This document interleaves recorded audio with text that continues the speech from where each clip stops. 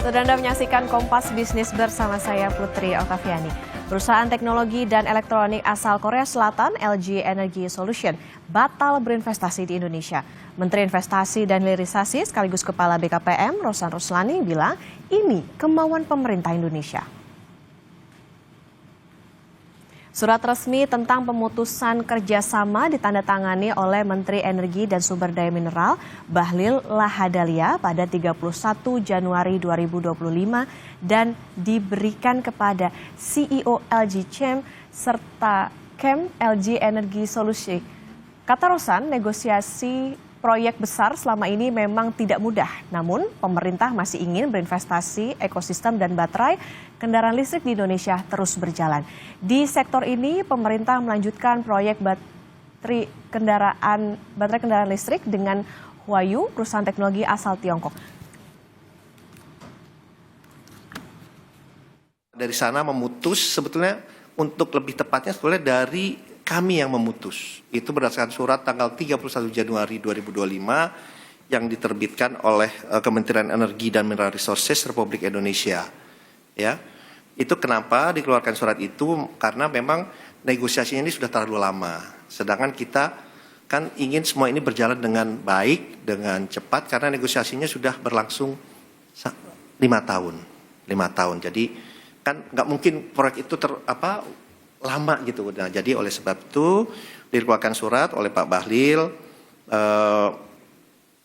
mengenai ini surat tertanggal 31 Januari tahun 2025 yang dikirimkan oleh Pak Bahlil kepada CEO dari LG Chem maupun LG Energy Solution. Ya, jadi surat itu dikeluarkan karena memang dari Huayu itu memang berminat untuk berinvestasi karena mereka juga teknologinya juga sudah ada dan mereka hanya mereplace atau menggantikan posisi dari LG. Presiden Prabowo Subianto tidak khawatir perusahaan Korea yaitu LG batal berinvestasi dengan nilai hampir 130 triliun rupiah. Presiden bilang Indonesia adalah negara besar. Kita kerja dulu untuk rakyat, ya. Pak, ada soal LG hengkang, Pak. Perusahaan LG hengkang dari Indonesia. LG hengkang untuk investasi di Indonesia. Hengkang dari investasi baterai listrik di Indonesia, Pak. Kira-kira mungkin dari perusahaan lain atau dari negara lain kerjasamanya, Pak? Ya pasti ada, tenang aja, ya. Indonesia besar, Indonesia kuat, ya. Indonesia cerah. Ya. Spekulasi batalnya investasi LG Energy Solution dari proyek baterai kendaraan listrik atau EV di Indonesia berkembang ke isu pelaksanaan MBG dan UTNI. Tetapi Wakil Ketua MPR Edi Suparno bilang hal itu tidak ada korelasinya pada keputusan investasi. Saya kok tidak melihat ada relevansinya ke sana ya. Jadi saya nggak berani berkomentar karena menurut saya benang merahnya itu nggak ada di situ. Ya, tetapi mungkin ada pandangan seperti itu, tapi mohon maaf saya mungkin belum bisa berkomentar karena saya belum lihat ada relevansi yang erat terkait dua hal tersebut. Itu karena keputusan investasi kan dilakukan berdasarkan berbagai aspek yang dasarnya adalah keekonomian dan komersial. Apa dampak batalnya investasi LG ke ekosistem baterai listrik di Indonesia dengan nilai hampir 130 triliun rupiah? Kompas Bisnis akan tanya langsung ke Direktur Next Indonesia, Heri Gunawan. Pak Heri, selamat pagi. Selamat datang di studio Kompas TV. Pak Heri, kita ke penjelasan Menteri Investasi dan Hilirisasi Rosan Roslani bahwa yang membatalkan itu adalah Indonesia karena negosiasinya sudah berlangsung selama 5 tahun. Apakah tepat dan bisa diterima investor penjelasan ini, Pak? Belum tentu karena gini, investasi LG itu kan rencananya ada dua hal ya. Yang pertama, LG dengan Hyundai Group di Indonesia ya itu sudah jalan. Nah, kemudian yang kedua, konsorsium LG yang itu kemudian bekerja sama dengan IBC. IBC itu konsorsium Antam dengan Inalum. Ya, yang bosnya itu adalah Mind ID. Nah, kemudian Mind ID sudah sekarang diambil oleh Danantara. Nah, itu dua hal. Jadi pertanyaannya yang disampaikan oleh Pak Rosan, yang dibatalkan tuh yang mana? Katanya kan 31 Januari. Jangan lupa, Februari itu masih ada RDP antara DPR dengan IBC. Nah, IBC itu waktu itu bilang, jadi ternyata IBC itu pengen mengakuisisi 5% saham yang proyeknya dari LG dengan Hyundai ini. Ini yang mau diambil. Jadi mau diambil 5%, katanya sudah ada tanda tangan MOU, kemudian juga head of agreement sudah ada tanda tangan. Nah, ketika ingin melakukan due diligence, itu dokumen-dokumen yang diperlukan supaya IBC ingin bisa memvaluasi dengan tepat berapa sih nilai 5% itu sepantasnya. Nah, ini yang tidak diberikan. Versinya ini ya, IBC tidak diberikan oleh LG. Nah, bisa jadi memang LG nggak mau gitu. Misalnya gini, mungkin bahasanya LG, loh kan kita udah punya perjanjian, kita mau bikin sendiri, ngapain kalian masuk ke sini, kan kira-kira gitu. Kan LG dengan IBC mau bikin sendiri, tapi kok IBC mau masuk di proyek yang bersama dengan Hyundai. 5% ini juga kan ada tanda tanya besar gitu. Yang disampaikan oleh Pak Rosan tuh yang mana gitu. Nah itu harus jelas dulu. Nah ini persoalannya akan berimplikasi tidak baik persoalannya ya kepada investasi yang ada di Indonesia. Jangan lupa Korea itu termasuk di dalam 7 besar negara yang menanamkan modalnya di Indonesia. Tahun 2024 tuh kalau nggak salah sekitar 45 miliar lah, 45 miliar dolar. Jadi maksud saya atau 45 triliun. Ini Korea ini 7 terbesar gitu loh. Selain Singapura, Cina, yang lain-lain gitu. Nah, nomor 7-nya itu Korea. Itu satu hal. Dan persoalannya tuh gini. Orang investasi itu di Indonesia, pertama kalau diinvestasi di portofolio, kalau ada faktor risiko, maka dia akan minta kompensasi pada imbal hasil, suku bunga. Tapi kalau direct investment, ketika dia melihat ada potensi risiko yang lebih besar, maka yang dia minta kompensasinya dalam bentuk fasilitas.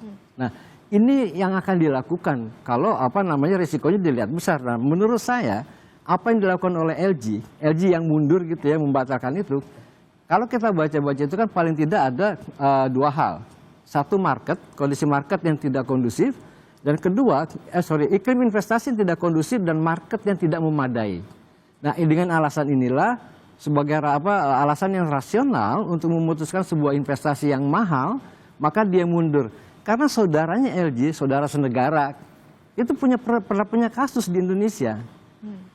Lotte, waktu yang petrokimia di Cilegon. Itu persoalannya ketika itu pembebasan lahan. Jadi kebiasaan di Indonesia itu kan gini, ini mau ada investasi Lotte di Cilegon. Dia akan beli lahan untuk bangun pabrik. Lahannya tiba-tiba udah ada yang punya. Harganya langsung melonjak. Nah ini tidak pernah waktu itu tidak berhasil diselesaikan begitu lama. Jadi ini persoalan-persoalan yang masih terus terjadi. Sekarang BYD mau investasi bikin pabrik, tapi katanya diganggu oleh ormas. Jadi pertanyaan gini loh, pemerintah jangan ada di Menara Gading. Pemerintah harus membumi, menghadapi persoalan yang ada yang dialami oleh para investor. Kita butuh investasi asing karena gini. Investasi, dari total investasi, realisasi investasi yang ada di Indonesia, penanaman modal asing itu selalu di atas 50%. Rata-rata 55%. Jadi kapasitas kita membiayai investasi di Indonesia itu hanya 45%, Mbak. Yang dari lokal, sisanya dari asing.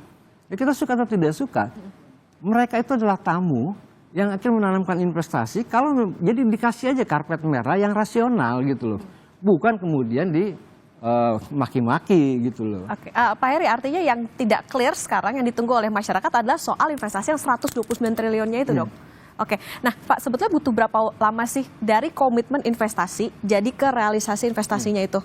Nah, sebenarnya kan gini, kalau pengalaman bersentuhan dengan para investor itu kan mereka itu sebenarnya komitmen itu kan adalah janji manis ya.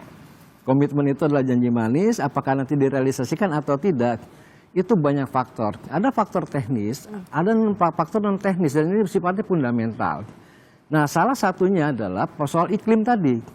Nah, kalau soal teknis, misalnya soal produk yang akan diproduksi di sini, itu marketnya mana? Oh, Indonesia, atau marketnya ada di regional. Itu soal teknis lah, berapa biaya yang dibutuhkan, kemudian dilihat supply chain dari sisi bahan baku seperti apa, dan ini nggak persoalan kalau soal baterai listrik. Karena pemain terbesar di bahan bakunya itu adalah Antam dengan Vale, dan dua-duanya BUMN ya.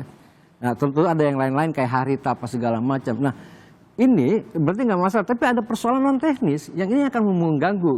Itulah kenapa misalnya para investor asing itu selalu memiliki konsultan, itu di antaranya di bidang stakeholder management. Dia melakukan analisis terhadap perkembangan politik, perkembangan bagaimana pemerintah melakukan treatment terhadap regulasi, bagaimana arah kebijakan pemerintah. Nah itu ini akan pengaruhnya sangat besar gitu. Oke, berarti bisa dikatakan gini Pak, kalau tadi di LG nih kayaknya agak-agak bimbang nih gitu investasi di Indonesia. Berarti kalau Pak Heri sendiri melihat kondisi market sama iklim investasi di Indonesia saat ini seperti apa kalau dibandingkan dengan tadi pertimbangannya misalnya situasi politik dan lain sebagainya? Sekarang gini Mbak, ini ada peristiwa besar ya Mbak Putri ya, di Indonesia perubahan yang baru saja terjadi sebelum LG memutuskan untuk hengkang, untuk batal investasi bersama IBC. Yang pertama, IBC ketika itu dibentuk supaya konsorsium LG itu bisa deal langsung. Sekarang jangan salah, IBC di atasnya ada apa namanya Main ID, di atas Main ID sekarang ada tambahan Danantara namanya itu. Jadi udah mulai berantem tuh. Ini udah perubahan bergeser. Nah, satu hal itu. Nah kemudian yang di internal juga soal kalau di media-media Korea itu menyebutnya kemudian dia mempertanyakan tentang stabilitas politik. Apa indikatornya? Terutama soal keputusan begitu cepat dan kontroversial revisi undang-undang TNI. Nah itu dilihat kalau mereka, ini pandangan mereka, kita nggak bisa salahkan orang menilai ya. Wow, ini ada instabilitas politik di Indonesia. Ini akan mengganggu stabilitas. Kenapa mengganggu stabilitas? Karena banyak sekali penolakan. Itu persoalan gitu ya. Kemudian juga ada peristiwa yang lain itu dianggap pemerintah itu melakukan kebijakan yang paradoks. Paradoksnya apa? Ini lakukan efisiensi, tapi makan bergizi gratis itu terus berjalan. Apakah ini program prioritas? Ini persoalannya memilih prioritas yang pemerintah itu mungkin dinilainya itu agak berisiko gitu. Kemudian sekarang ada blok perbedaan perang dagang antara Cina dengan Amerika. Ini juga akan berpengaruh. Kenapa? Produk yang akan dibuat di Indonesia itu oleh LG nanti itu kan akan dikirim juga ke luar negeri. Persoalan yang Korea ini kan biasanya selama ini itu bloknya selalu ke Amerika. Ya. Nah, bisa dibayangin sekarang dalam kondisi kayak gini penyerap pasar electric vehicle terbesar di dunia saat ini itu adalah Cina. Itu sekitar 40-45%. Cina, yang kedua Eropa, Amerika gitu. Nah, jadi kalau Cina itu kemudian bermasalah dengan Amerika gitu ya. Nanti rentetannya negara-negara yang menjadi bagian dari ekosistem bisnisnya, ekosistem kebijakan ekonominya Amerika, itu bisa jadi masalah dengan Cina. Dan ini pasarnya 45%, gimana coba? Oke, nah Pak, ketika LG dikatakan batal atau hengkang dari Indonesia, Presiden bilang kan Indonesia negara besar, jadi tenang aja. Apa sih yang bisa diartikan oleh investor atas jawaban Presiden ini? Karena tadi kalau Pak Heri bilang kan penanaman modal asing itu bisa mencapai 55% gitu.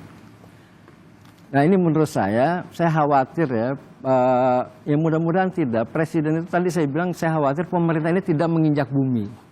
Jadi artinya gini, itu tidak bisa kita bilang bahwa ini negara besar, kita begitu sombong ingin mengatakan bahwa semua orang itu ingin berebut masuk ke Indonesia, nggak bisa. Gitu. Dan jangan lupa uang itu bukan ada di Indonesia. Kemampuan Indonesia membiayai investasi itu hanya tadi 45%. 55% itu adalah penanaman modal asing. Ini yang direct investment dan ini yang menyerap tenaga kerja.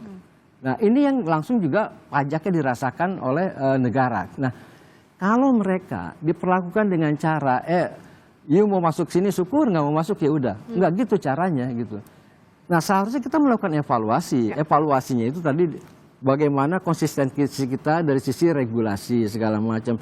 Ini yang saya khawatirkan, pernyataannya Presiden itu jangan sampai itu diinterpretasikan oleh orang, oh Anda nggak perlu kami, Anda nggak perlu investasi asing, oh Anda nggak tahu ada persoalan, Anda nggak tahu misalnya gitu, BYD mau bangun pabrik kemudian bermasalah dengan Ormas, misalnya kayak gitu. Anda juga nggak tahu dulu Lotte misalnya mau bangun pabrik petrokimia di Indonesia, di Cilegon itu susah sekali membebaskan lahannya karena tiba-tiba lahannya ada yang menguasai, misalnya kayak gitu. Itu kan menjadi mohon maaf ya, menjadi presiden yang tidak membumi, yang tidak menginjak bumi, dan ini berisiko. Gitu. Pak, ini berarti bisa dikatakan jadi sikap yang ditujukan ketika kalau tadi Menteri SDM Bahlil Lahadalia bilang tenang aja kan akan ada investor dari Cina yang mana itu adalah Huayu gitu. Apakah ini menjadi cerminan dari karena apa adanya investasi yang katanya diganti dari LG dari Korea ke Cina ini? Nah iya, tiba-tiba berita LG muncul bahwa mereka itu membatalkan investasi. Hanya cukup 1-2 hari, Pak Rosan dan Pak Bahlil sudah bisa bicara bahwa nanti lead konsorsiumnya itu diganti dengan Huayu, itu perusahaan asal Cina yang sebelumnya tahun 2023 menjadi anggota konsorsium. Setelah itu namanya nggak pernah disebut lagi, tiba-tiba sekarang mau jadi memimpin konsorsium. Hati-hati, kita punya pengalaman yang pahit dengan Cina. Itu di kereta cepat. Di kereta cepat itu kan kejadian itu. Kita investasi, kita BUMN kemudian bikin konsorsium. Nah, konsorsiumnya ini deal dengan perusahaan Cina, kemudian bikin lagi konsorsium baru namanya PT Kereta KCIC ya, Kereta Cepat Indonesia Cina. Dari B2B, kemudian akhirnya bebannya dialihkan ke negara. Oke. Nah, jangan sampai niat baik kita investasi di hilirisasi pertambangan dalam hal ini, nanti kemudian dari B2B ini larinya nanti nggak ke pemerintah tapi ke Danantara. Danantaranya yang badan, sama aja ke pemerintah gitu. Oke, Pak Heri, nanti kita lanjutkan usai jeda Pak terkait dengan pembicaraan ini. Ya, saudara, tetaplah bersama kami di Kompas Bisnis. Masih di Kompas Bisnis, saudara, bersama dengan Direktur Next Indonesia, Pak Heri Gunawan yang masih berada di studio Kompas TV. Pak Heri, media lokal berbahasa Korea Business Daily bilang kalau salah satu penyebab batal investasi itu karena MBG. Nah, karena pemerintah ini akan menyedot pajak secara besar dan mengurangi relaksasi pajak perusahaan. Apakah ini ada relevansinya, Pak? Meskipun MPR bilang ini nggak ada benang merahnya. Memang kalau MPR bilang ini tidak ada benang merahnya, kalau directly tidak. Tapi ini kan dilihat soal komitmen pemerintah. Ada pola prioritas kebijakan yang paradoks. Misalnya gini, pemerintah lagi teriak soal efisiensi anggaran, makanya dipotong-potong. Nah, termasuk yang dipotong itu misalnya adalah anggaran untuk kabupaten kota, transfer ke daerah. Tahu nggak Mbak, kabupaten kota yang mandiri di Indonesia. Mandiri itu artinya kalau versinya BPK, dia tuh PAD-nya gitu ya. PAD-nya itu lebih penerimaan asli daerah itu di atas 50%. Untuk membiayai kebutuhan anggarannya. Dari 514 kabupaten kota hanya 7 yang mandiri. Itu kan gila. Nah, ini persoalan artinya gini. Kita lagi efisiensi, tiba-tiba di sini ada kebijakan yang kemudian dilihat oleh orang luar ya. Menghamburkan uang, bukannya tidak bermanfaat loh ya. Gitu. Iya, tidak produktif, itu kan konsumsi ya. Misalnya kasihlah proyek MBG. Nah, ini juga persoalan. Artinya apa? Bukannya MBG itu jelek, apakah momentumnya tepat atau tidak sekarang yang dilakukan. Jadi yang dilihat kemudian adalah soal konsistensi pemerintah dalam melaksanakan kebijakan atau mengambil kebijakan. Nah, ini yang dilihat. Jadi memang tidak langsung, akhirnya gini, efeknya gini kan, kalau sekarang bisa jadi gini, kalau sekarang saya investasi katakanlah 50 triliun, Anda kasih saya tax allowance itu pembebasan pajak itu sekitar 25 tahun misalnya, jangan-jangan nanti Anda cabut baru 5 tahun, karena Anda tidak konsisten dalam melaksanakan kebijakan. Loh, kan ini membuat orang was-was, nanti berganti pemerintahan, dicabut ini, segala macam dievaluasi. Nah ini maksudnya kan ke situ soal inkonsistensi, bukan persoalan apakah MBG ini berpengaruh pada LG, tidak gitu ya. Nah, kalau itu tadi MBG Pak, kalau misalnya soal revisi UU TNI gimana? Karena media yang sama menyebutkan bahwa revisi Undang-Undang TNI ini juga cukup berdampak, tapi MPR bilang itu sebenarnya nggak ada hubungannya. Ya. Nah, ini ada dampaknya nggak sih Pak? Itu ada dampaknya itu gini, memang lagi-lagi secara tidak langsung. Pengesahan Undang-Undang TNI, misalkan yang dibuat begitu ekspres, cepat gitu ya, apakah pertanyaannya apakah ini perlu sesegera itu gitu ya. Nah ini dianggap kemudian muncul penolakan dari elemen masyarakat yang begitu banyak dari stakeholder Indonesia. Tapi yang mendukung itu hanya 2, pemerintah eksekutif dan politisi. Nah dengan begitu orang akan melihat ini ada potensi instabilitas pada politik. Kalau ada instabilitas pada politik itu artinya pengaruhnya terhadap investasi. Karena gini Pak, investasi itu ada banyak sekali pertanyaan-pertanyaan ringan kalau kita ngomong sama para investor asing itu beberapa gitu. Misalnya gini, ini ada pergantian presiden. Kira-kira menterinya bakal diganti semua atau tidak? Atau menteri yang sekarang bakal ada reshuffle yang tidak? Dia harus bisa memitigasi bahwa kira-kira kalau menteri X pejabat itu arah kebijakannya kemana. Nah, ini kan melelahkan buat mereka, tapi itu selalu mereka lakukan. Gonta-ganti, gitu. gonta-ganti. Iya, gitu, Pak, itu. ya? Nah, ini apa ya? Jadi memang pengaruhnya adalah tadi soal instabilitas politik. Nah, kalau memang ada itu yang harus yang dilihat oleh media di Korea itu gitu, terkait dengan pengesahan undang-undang TNI. Oke, berarti lebih ke bagaimana situasi maupun juga pemilihan dari pemerintah soal bagaimana kebijakan-kebijakan itu mana nih yang paling prioritas sebetulnya? Iya. Oke, Pak, apa sebetulnya dampak dari batalnya investasi LG ini ke target realisasi investasi? Apakah pemerintah perlu waspada soal sekarang LG hengkang, terus nanti apakah akan ada LG yang lain gitu, ibarat ada perusahaan-perusahaan lain? Kalau ini dianggap remeh, potensi itu sangat besar. Kalau pemerintah nih menganggap LG pergi, ala bodo amat misalnya gitu ya. Kayak sekarang kan ada Cina gitu. Iya kan, nanti ada Cina segala macam. Hati-hati aja. Kalau sentimennya negatif, misalnya kayak gitu bagi para investor sudah ada di sini, dia akan nahan untuk menambah investasinya. Kalau dia mau ekspansi, lebih baik dia tahan. Ini ada risiko tinggi nih. Saya mau ekspansi deh, kalau ekspansi, tapi kasih tambahan fasilitas dong, gitu dari pemerintah.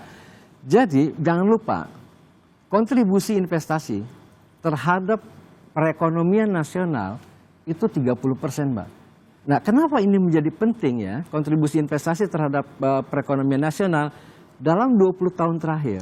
20 tahun terakhir itu 2005 ya sampai 2024. Setiap tahun rata-rata kontribusi investasinya Cina terhadap perekonomian Cina itu rata-rata di atas 40%.